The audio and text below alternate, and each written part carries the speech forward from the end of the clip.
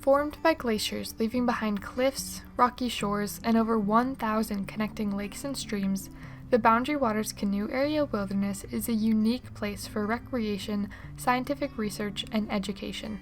Along with Canada's adjacent Quetico Park, the Boundary Waters is the only canoe wilderness area in the world and is the most visited wilderness in the U.S., spanning over 1 million acres within the Superior National Forest in northeastern Minnesota. In the early 1900s, the local economy was almost exclusively dependent on the logging and mining industry. Environmental degradation of forests threatened the peace of the Boundary Waters, leading to the first conservation movements.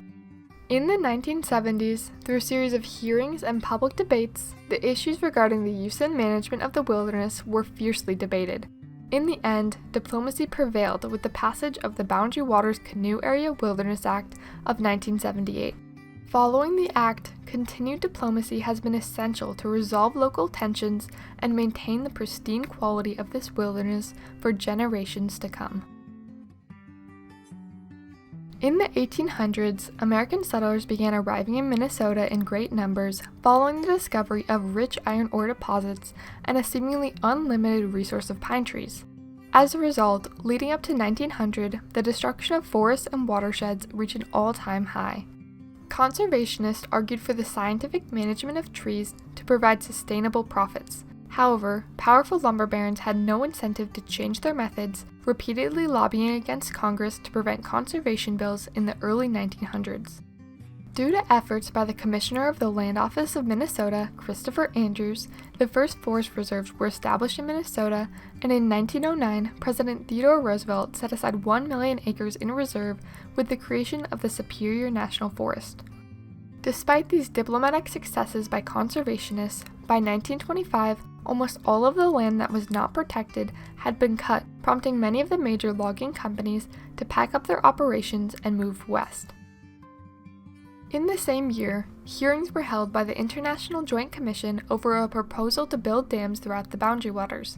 After many days of debate, no decision was reached, but the publicity had promoted the conservationist platform to mainstream attention.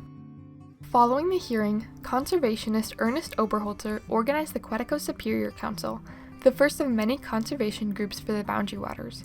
Through the council, Oberholzer spearheaded the Shipstead-Nolan Act of 1930, the first legal protections for the purpose of wilderness to be enacted by Congress. This act prohibited the homesteading of land for sale, construction of dams, and shoreline logging. Despite this, the 1940s and 50s saw a resurgence of logging throughout the interior of the Boundary Waters, alongside a growing recreational tourist industry, intensifying the debate over the diverging interests of local residents, loggers, and tourists. In 1964, in response to diplomacy by environmentalists to limit logging and motor use, the Secretary of Agriculture, Orville Freeman, appointed the Selkie Committee to create a report on the state of the Boundary Waters ecosystem. The day after the committee was formed, the first of many public debates was held by the Quetico Superior Council, giving the attending Dr. Selkie insight on the divided public opinion on use of the Boundary Waters. As the wilderness situation continued to evolve in Minnesota, nationally, a major environmental movement was developing. In 1964, after 8 years of debate and over 60 drafts, the landmark Wilderness Act established the National Wilderness Preservation System, prohibiting roads, motor use, and logging. While the Boundary Waters was named a wilderness, it had major exceptions to the act, allowing logging and motor use to continue as new regulations had to come from the Secretary of Agriculture directly. Stricter regulations for the Boundary Waters wilderness were adopted by Secretary Freeman in 1965 following recommendations from the Selkie Committee. Freeman's directive sparked strong local outrage as increased restrictions were placed on logging, mining, and motorized travel, creating zones of uses. Leading into the 1970s, logging continued right alongside recreation. In 1973, the Minnesota Public Interest Research Group filed a federal lawsuit against the Forest Service over continued logging sales within the Boundary Waters without an environmental impact statement. The court ruled to suspend logging, but this was reversed in 1974, proving federal legislation through diplomacy was the only way to solve this dispute. In an attempt to find a compromise, on October 24, 1975, Minnesota Representative Jim Oberstar introduced a bill proposing to split the Boundary Waters into two parts, creating a smaller, pure wilderness area and a national recreation area that would continue to allow logging and motorized vehicles. What we're trying to do is to balance the uses, recognizing the different characteristics of the land and the different history of use in those areas. Environmentalists opposed this bill, supporting Representative Donald Fraser's bill introduced in June 1976. In the Fraser bill, the entire Boundary Waters would be given true wilderness status, ending logging, mining, and the use of all motorized vehicles. There are all kinds of lakes open for motorboat use in this area, not to mention the rest of the state. If you want a canoe-based wilderness experience, you have one place to go in the United States, and that's up here. With the two bills in direct conflict, a U.S. House Subcommittee on National Parks and Recreation ordered two field hearings in Minnesota in July 1977. The public debate over wilderness at the hearings provided key diplomacy between the conflicting groups, leading to a drafting of a third compromise bill co-sponsored by Minnesota Congressman Bruce Vento and Californian Phil Burton. The Burton-Vento bill looked to phase out motor use and end all logging in the Boundary Waters, reaching similar wilderness protections as the Fraser bill, but over a longer adjustment period. Here we said this is such an important national resource, and it's used by people from all over the country, from all over the world, so we can't let the local interests override the national interests here. And so we were able to pass the bill in the House pretty much as a pure wilderness bill. The Burton-Vento bill stalled out in the Senate until mediation talks were held between Ely City Attorney Ron Walls and Environmental Attorney Chuck Dayton. The attorneys reached what is known as the Dayton-Walls Agreement, compromising to allow motorboats on certain lakes. After this agreement, the revised bill was proposed in the Senate, and after hearings and a few minor revisions, the Boundary Waters Canoe Area Wilderness Act was passed and signed into law on October 21, 1978. The final bill included an additional 50,000 acres, a new quota system for visitors, significantly restricted motorboat and snowmobile use, and banned all logging and mining within the wilderness. Despite the new act, tensions among locals over the Boundary Waters regulations remained high into the 1980s, with multiple lawsuits filed contesting the act, which was upheld and ruled constitutional in every case. By the 1990s, the public opinion had started to shift in favor of the wilderness as local residents and business owners have adapted to the change and grown to appreciate the value of the Boundary Waters as a wilderness. Since the 1978 Act, the tourist industry has grown, with the canoe outfitting business providing for environmentally sustainable economic growth. Lessening local tensions further was another compromise in 1998 between Representatives Jim Oberstar and Bruce Vento to reopen two truck portages for transporting motorboats between lakes in exchange for more limited motor access on other lakes. Today, the Boundary Waters continues to face threats of environmental degradation. Proposed copper sulfide mines, Twin Metals, and Polymet are located just outside of the Boundary Waters and upstream of the watershed. This type of mining has never been done without pollution, and the proposed locations risk contaminating the pristine waters with highly toxic acid mine drainage. Although recently the mining permits have been revoked, the Boundary Waters continues to be at risk, requiring continued diplomacy to enact permanent legislation protecting against new mining threats.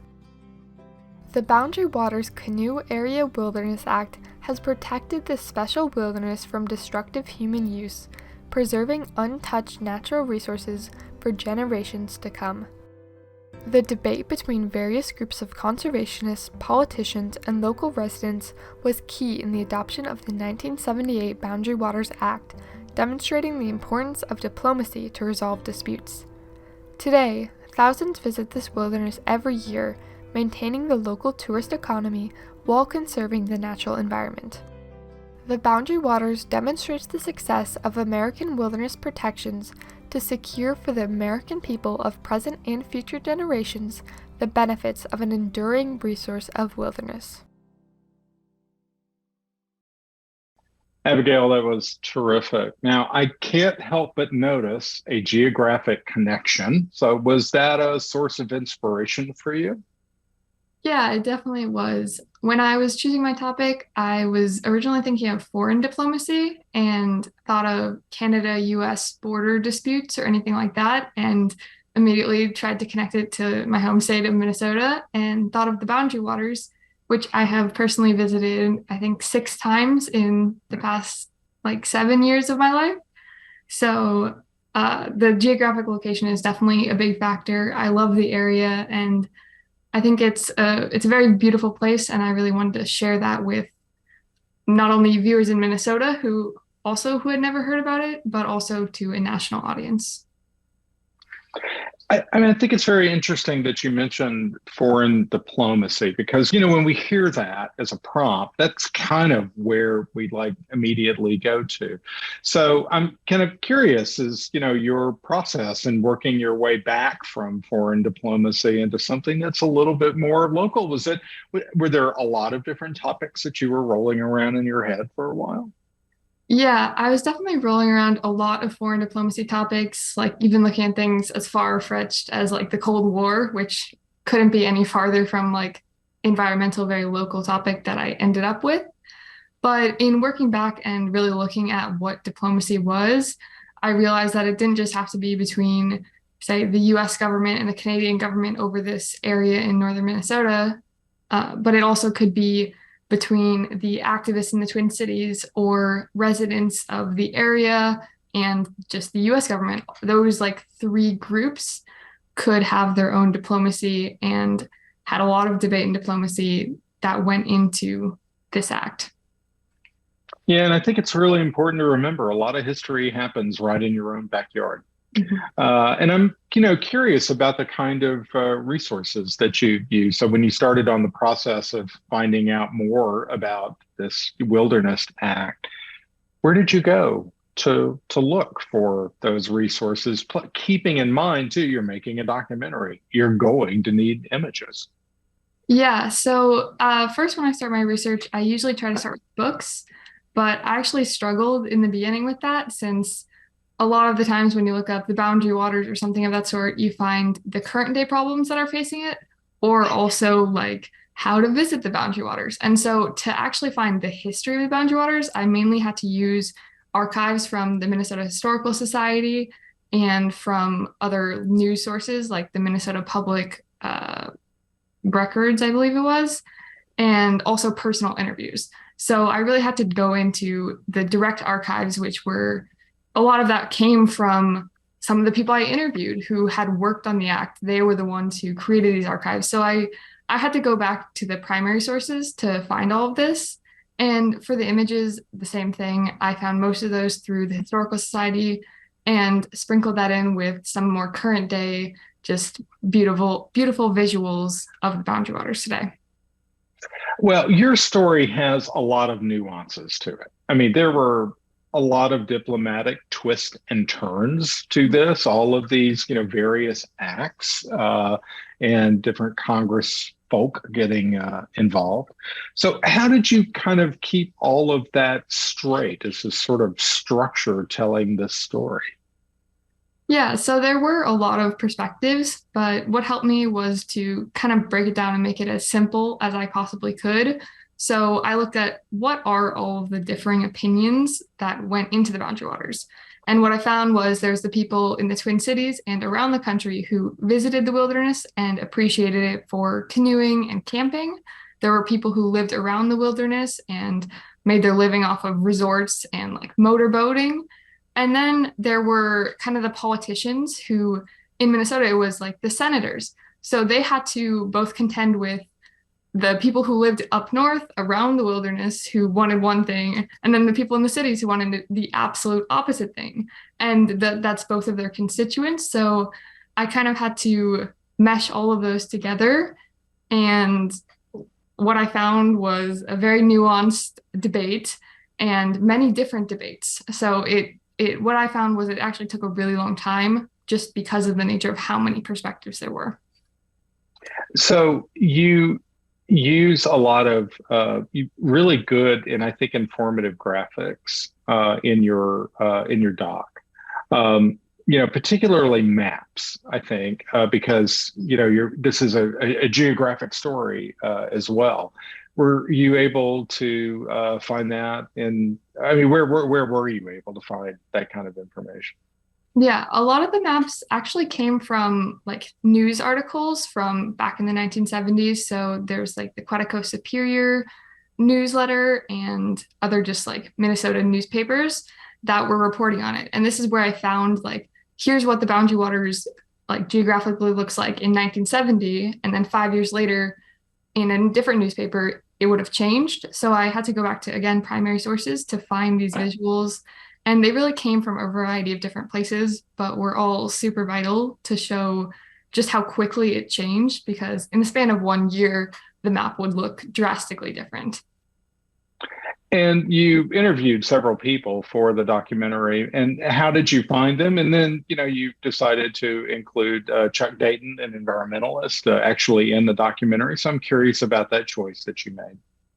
Yeah, so first of all, how I found all of these interviews, it was mostly just like cold emailing people. Most of them were part of some sort of environmental foundation, like Kevin Prestoll was part of the Wilderness Watch, or Chuck Dayton was a part of another charity foundation.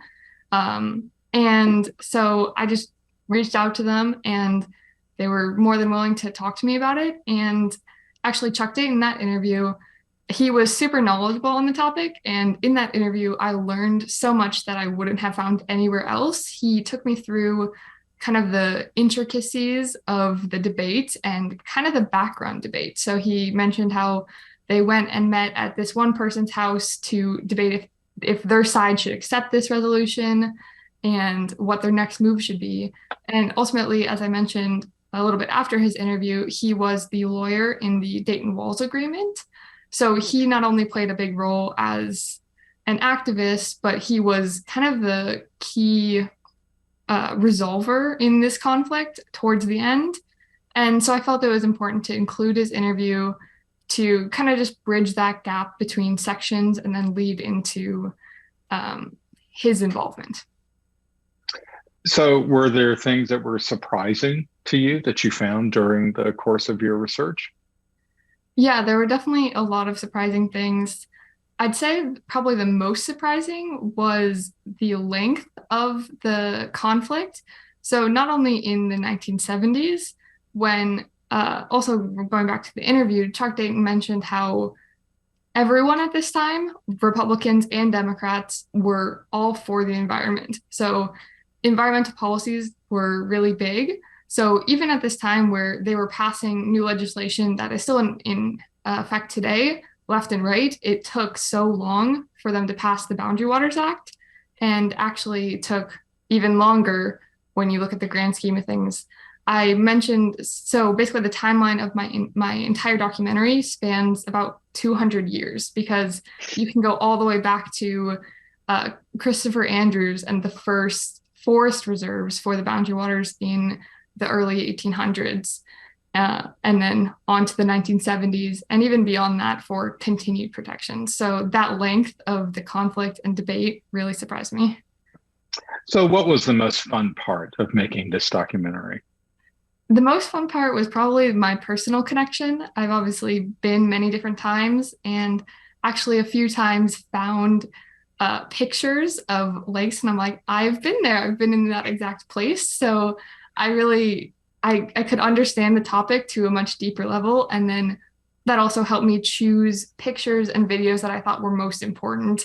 There's a lot of word association, like when I talk about outfitting, I've obviously been to an outfitter multiple times, but most of my viewers won't have. So I've got to think, what's the best way to display this? And so that part where I know the Boundary Waters very well, and so I'm able to pick pictures and videos super well. Well, you did an excellent job of finding video that makes you just want to get your kayak and head up there immediately. It looks beautiful. Thank you. Abigail, thank you so much, and congratulations on your award. Thanks.